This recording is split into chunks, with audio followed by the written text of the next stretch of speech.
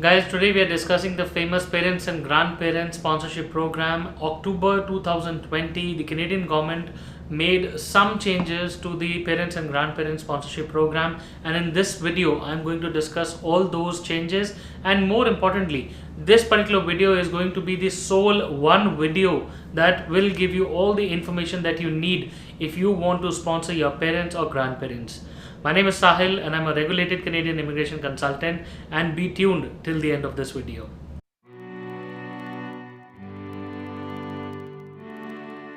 So guys, welcome. My name is Sahil and like I was saying, I am registered with ICCRC as a member. I am a regulated Canadian immigration consultant and I practice Canadian immigration here inside Canada. I'm located in Brampton, Ontario.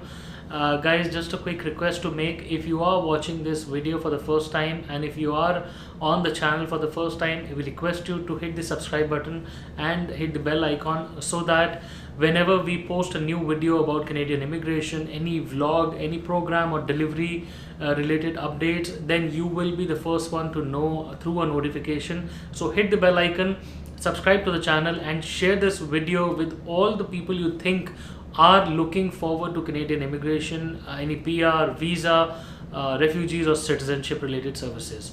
So guys, let's just get on with the video today. We are discussing the amazingly famous the Parents and Grandparents Sponsorship Program. So very recently the IRCC, the Canadian Immigration Department, declared that they have made certain changes.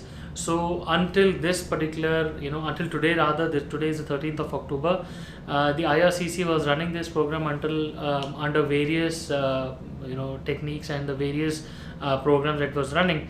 So it was earlier under a first come first serve basis where people were not even able to submit their interest to sponsor. So looking at that and looking at all the negative feedback that IRCC received because of the first come first serve program delivery, they decided to move it back to the lottery system where people, Canadian citizens, PRs and registered Indians get an opportunity to register themselves on the EOI system. So basically the lottery system where you submit this interest to sponsor your parents, and the IRCC then holds a random draw. Okay, now there's a random draw, basically selects random people from the pool of interested sponsors and lets you know that whether you are eligible to sponsor and whether the file can be moved ahead or not. Okay, now first let's just look at the whole program overall. If you want to sponsor your parents and grandparents, you first need to be eligible as a sponsor. Okay, so it is about you who want to sponsor your parents or grandparents. You must be at least 18 years of age. You must be living in Canada. You must be a citizen or a permanent resident. You must have enough money to support the person that you want to sponsor. Okay, now there are financial implications. You need to be financially responsible for the person you're sponsoring. Okay, and this financial responsibility extends to 20 years. Okay, so keep that in mind. To be financially responsible and to show that you can actually take care of your parents and grandparents whom you will be sponsoring, you need to show your 3 years previously submitted NOA or the notice of assessment, which is basically your income tax return as we call it in other countries. So you need to submit the last 3 years notice of assessment to them. If you don't want to submit the or maybe you could give them the authorization to access your CRA accounts, your CRA related details. That ways they will be able to get hold of your previously submitted tax information. So that is the part which deals with the eligibility. Okay, now comes to the part where who can be sponsored. Okay, now that's really important. First, parents. Second, grandparents. They can be sponsored as long as they are associated with you by blood or by adoption.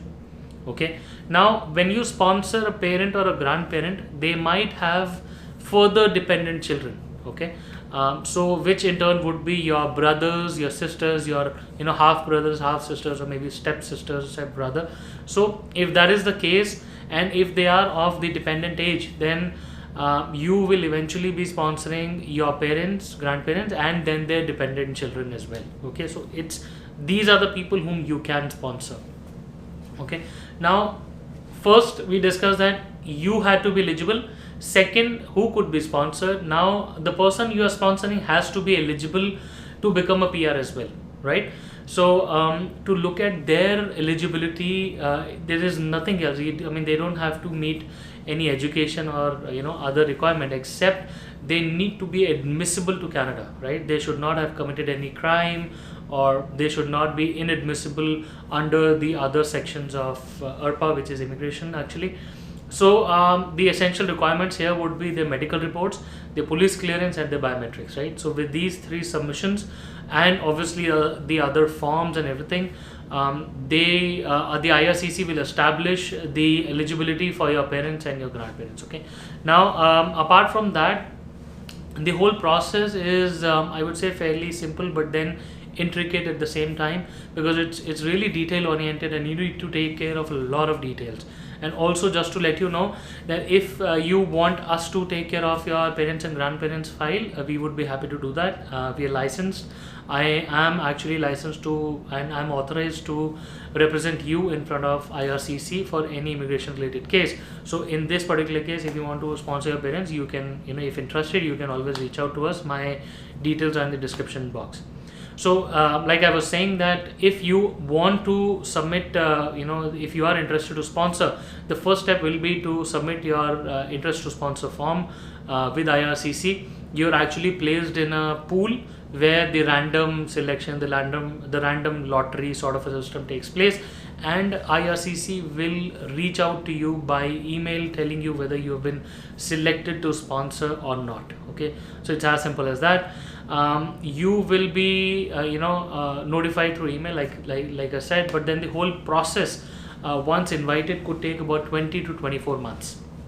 Okay, so keep in mind that it's a lengthy process, can take years, and the fees related to this particular sponsorship, the entire process will be running an upwards of $1,050. Okay, so anything upwards of that is what you're looking at.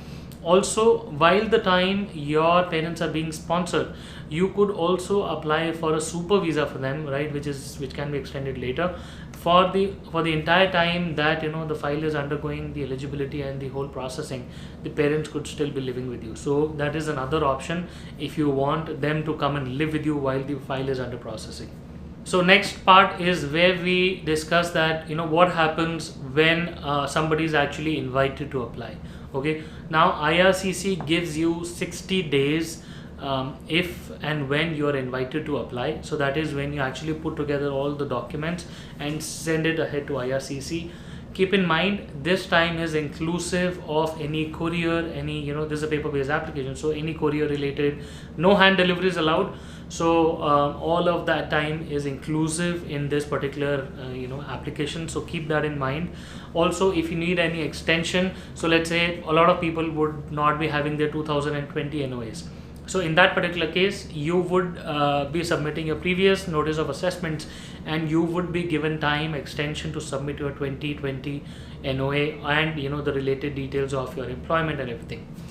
So guys, let's just quickly get on with the a quick recap to see where you are standing. So step one was to actually see whether you could sponsor them or not, right? The eligibility to sponsor. And once you were invited to apply, then was step two, which says that you would submit their particular file for submission to process the PR, right?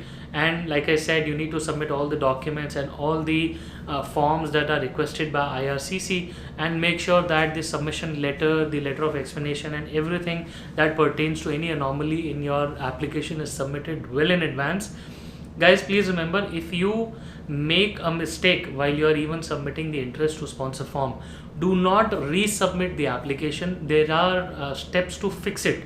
Okay, but just don't submit it again, because what IRCC is going to do is they're not going to accept any duplicates. They'll delete the previous one and only accept the last one, right? So it's better to, there is a separate process if you want to submit any clarification or if you made any mistake in the interest to sponsor form.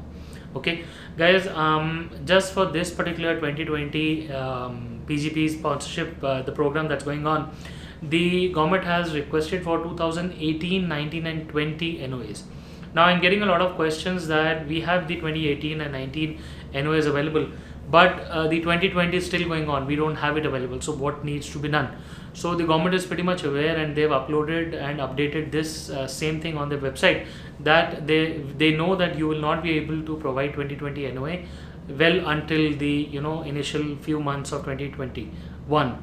So you will get time, you can submit the previous NOAs and then submit your 2020 NOA later, as in when it's available, to the government, and it will be added to your PR application once the processing goes ahead. Okay guys, I hope all the information that I shared today was helpful. This pretty much covers all the basics of parents and grandparents sponsorship, and it's paper based applications, like I said. It is pretty easy, but then at the same time it's very detail oriented, because it's a paper based application and a lot of proofs, a lot of documents go in to actually sponsor. It's a lengthy time taking process. So if you need our help, we are always there to help you. We'll be happy to process your application for you, and submit it to IRCC for further final decision making, processing, and all that process. We can only submit that file for you. So guys, I hope the video was helpful. Once again, if you have any doubts, please reach out to me. My number and my email ID, all of my details are there in the description box. Please try and comment to this video. I will try my best to answer the comments, but then a lot of times people ask personal profile related questions which cannot be answered because we don't have a holistic approach to your file. So without actually knowing what your status is, we cannot answer, because we can be held liable, right? So we refrain from answering any personal questions. So but still we try to answer any generic questions, and when you reach out to me on my WhatsApp, I would be happy to help you out.